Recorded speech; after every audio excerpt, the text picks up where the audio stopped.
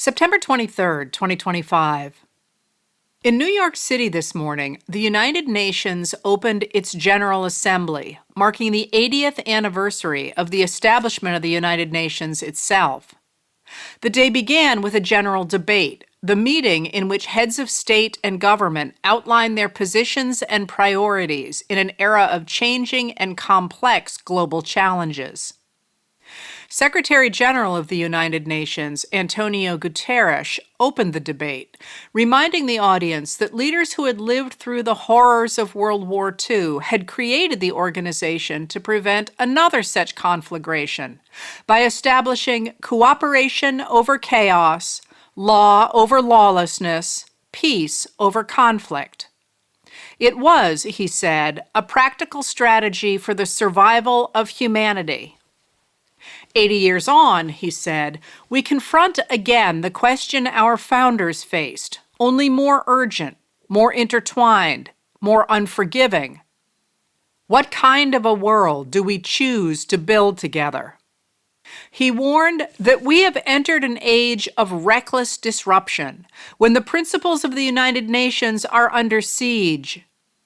Will we choose a world of raw power or a world of laws? A world that is a scramble for self-interest, or a world where nations come together? A world where might makes right, or a world of rights for all? Guterres urged member states to choose peace rooted in international law, human dignity and human rights, climate justice, to put technology at the service of humanity, and to strengthen the United Nations for the 21st century. Guterres recalled that his youth in Portugal was spent in the darkness of dictatorship, where fear silenced voices and hope was nearly crushed. Yet even in the bleakest hours, especially then, I discovered a truth that has never left me. Power does not reside in the hands of those who dominate or divide.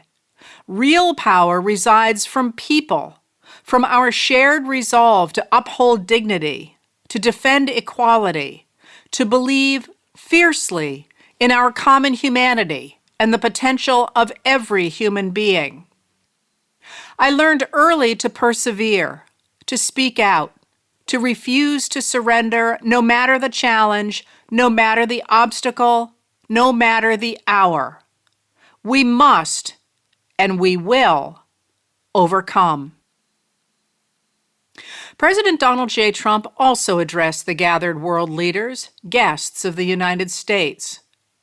He began by complaining that the teleprompter wasn't working, and also mentioned that an escalator on which he and First Lady Melania Trump had been riding had stopped shortly after they stepped onto it. Trump's speech went on to depict a fantasy world in which he had single-handedly saved the world. He claimed to have forged peace on 2 continents during his first term, but said that era of calm and stability gave way to one of the greatest crises of our time. He then turned to the United States, claiming that 4 years of weakness, lawlessness, and radicalism under the last administration delivered our nation into a repeated set of disasters.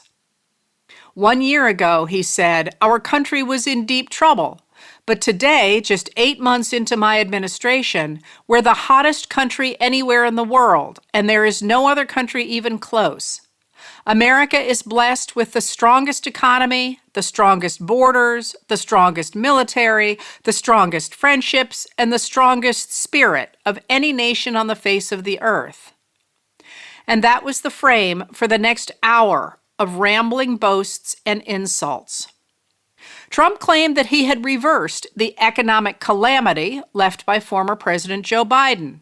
He had brought down costs and inflation, he said, and economic growth and manufacturing were both booming.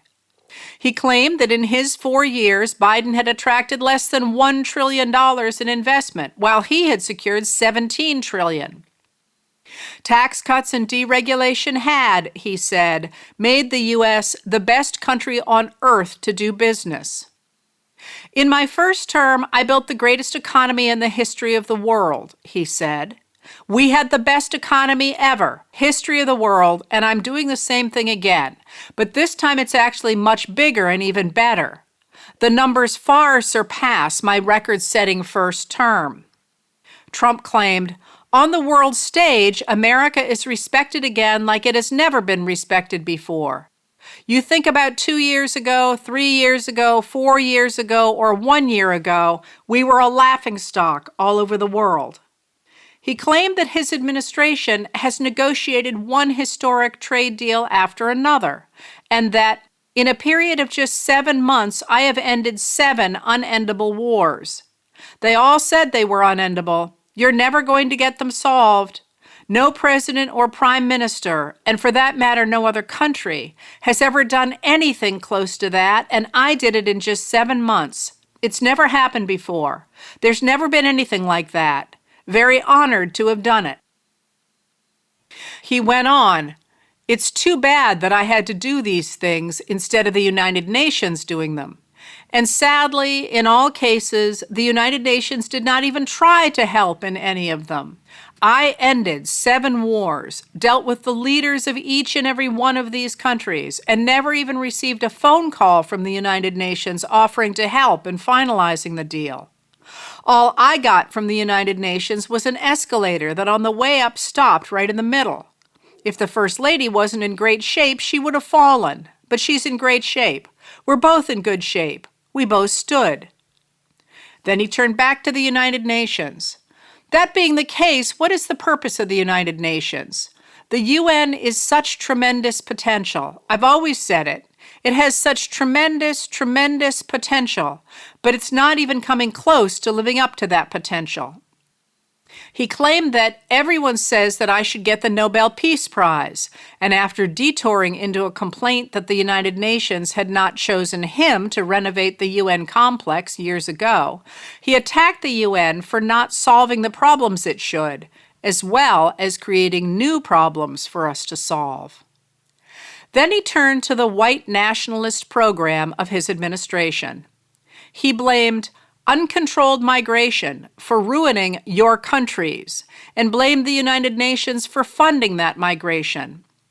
In the United States, we reject the idea that mass numbers of people from foreign lands can be permitted to travel halfway around the world, trample our borders, violate our sovereignty, cause unmitigated crime, and deplete our social safety net, he said. You're destroying your countries. They're being destroyed. Europe is in serious trouble. They've been invaded by a force of illegal aliens like nobody's ever seen before. Illegal aliens are pouring into Europe, and nobody's doing anything to change it, to get them out. It's not sustainable. He claimed that London has a terrible, terrible mayor. Mayor Sadiq Khan is Muslim and is of Pakistani descent. That it is so changed, and that they want Sharia law. He went on at great length about how immigration is destroying Europe and how dangerous and criminal immigrants are. He told the attendees, I'm really good at this stuff. Your countries are going to hell. Then he turned to another of his priorities, fossil fuels. Energy is another area where the United States is now thriving like never before, he said. We're getting rid of the falsely named renewables. After another long harangue about renewable energy, he said, if you don't get away from this green scam, your country is going to fail. And I'm really good at predicting things. They actually said that during the campaign. They had a hat, the best-selling hat. Trump was right about everything. And I don't say that in a braggadocious way, but it's true. I've been right about everything. The speech was a dark fantasy of narcissism and Christian nationalism that struck at the heart of the very concept of the United Nations. In its wake, some journalists demolished Trump's wild claims, while others bemoaned his destruction of diplomacy by berating our friends and allies while they were guests in our country. But it was foreign affairs journalist Ishan Tharoor who captured the larger story of Trump's speech. A senior foreign diplomat posted at the UN texts me, Tharoor wrote. This man is stark, raving mad. Do Americans not see how embarrassing this is? Trump loyalists tonight turned to the idea that someone had sabotaged the president by stopping the escalator and the teleprompter. White House Press Secretary Carolyn Leavitt told Fox News Channel personality Jesse Waters that it looked like sabotage and she would personally see to it that there would be accountability. And Trump loyalist Senator Mike Lee, a Republican of Utah, called for defunding the UN for orchestrating escalator and teleprompter malfunctions.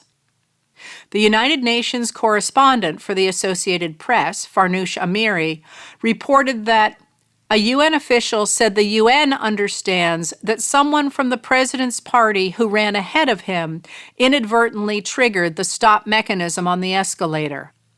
The official, speaking on condition of anonymity, said the White House was operating the teleprompter for Trump. Letters from an American was written and read by Heather Cox Richardson. It was produced at Soundscape Productions, Dedham, Massachusetts. Recorded with music composed by Michael Moss.